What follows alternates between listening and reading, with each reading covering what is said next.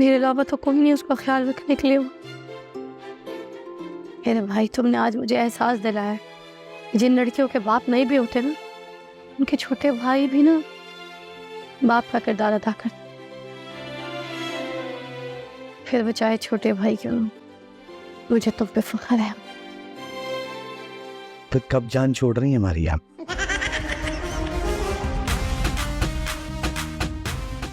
है ना, बस ये भाई ना भाई ही होता है, ये बहनों के लिए ना सर दर्द होता है।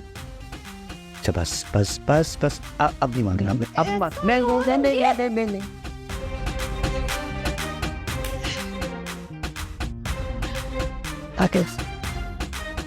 क्या अल्लाह मेरे भाई के सारे मसले जल्दी सॉल्व कर दे।